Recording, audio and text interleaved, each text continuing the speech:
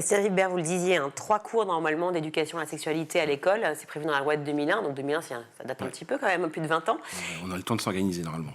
a priori, et pour autant, ce n'est pas respecté. Alors, c'est pas faute de le vouloir selon vous, ou alors est-ce que c'est finalement une façon d'éviter de parler des choses qui fâchent?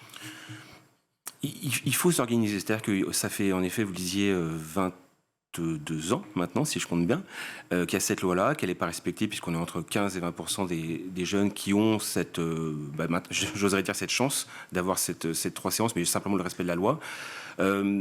Ça peut être compliqué parce que les proviseurs peuvent se dire oui, j'ai pas le temps, on demande trop à l'école, etc. Mais il faut comprendre que ces séances, elles ont un impact très fort et très positif sur les personnes, notamment évidemment les jeunes, que ça soit sur le VIH, que ça soit sur les violences, que ça soit sur la LOSE, sur la notion de consentement, etc.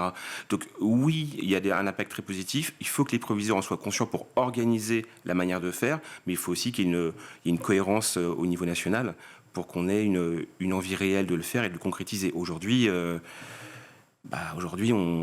n'a pas assez de data, on navigue un petit peu.